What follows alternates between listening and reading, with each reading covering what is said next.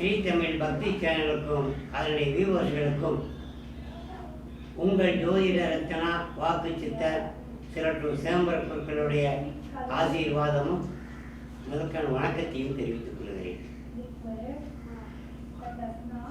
இந்த காணொளி வாயிலாக நான் உங்களை சந்திக்கும் பொழுது பெரும் மகிழ்ச்சி அடைகிறேன். இப்பொழுது நாம் புரட்டாசி மாதத்தினுடைய பெருமைகளை பற்றி அறிய இருக்கிறோம். ஒரு பழமொழி சொல்லுவாங்க, ஆடி மாதம் ஆட்டி படைக்கும், புரட்டாசி மாதம் புரட்டி எடுக்கும் சொல்லுவாங்க.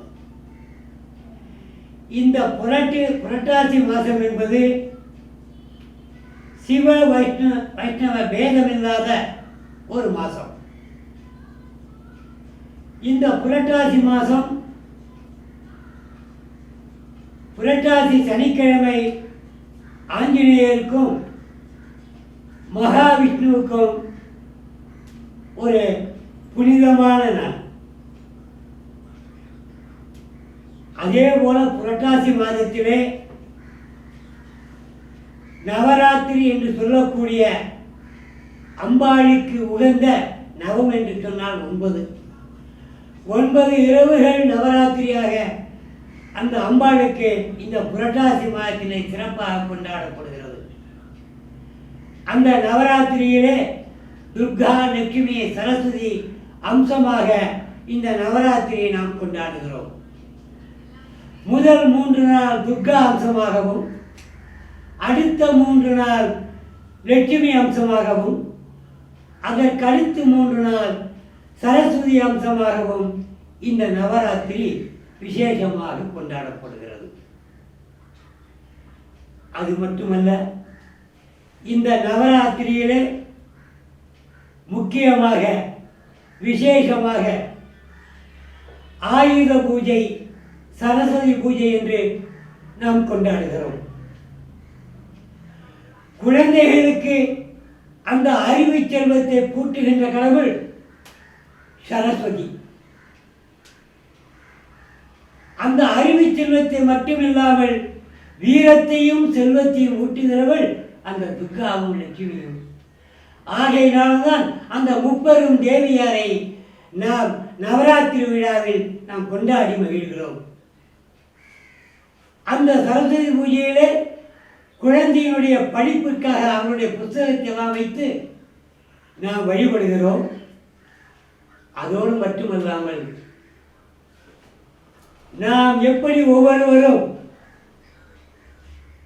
இல்லத்திலே மகிழ்ச்சியாக இருக்கின்ற பொழுது பிறந்த நாள் விழா, திருமண நாள் விழா, நாம் இதெல்லாம் கொண்டாடுகிறோம் அல்லவா?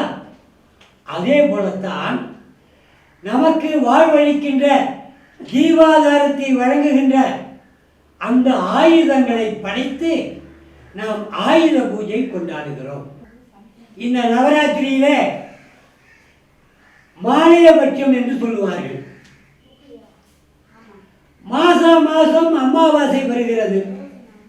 அந்த அமாவாசையிலும் சரி, தட்சிணாயன, உத்தராயண 2 அமாவாசை உண்டு.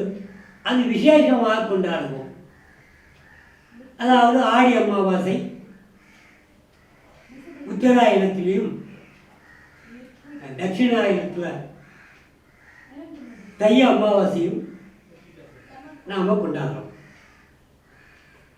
ஆனால் இந்த 2 அமாவாசைகளுக்கும் இல்லாத ஒரு சிறப்பு புரட்டாசி மாதம் வருகின்ற மாலையபட்ச அமாவாசையிலே சிறப்பாக இருக்கிறது. மாலையபட்சம் என்றால் என்ன? பிதர்களுக்கு நாம் செய்ய வேண்டிய கடனை செய்கிறோம். அது ஒரு பட்சம் 15 நாள் என்று சொல்லுவோம்.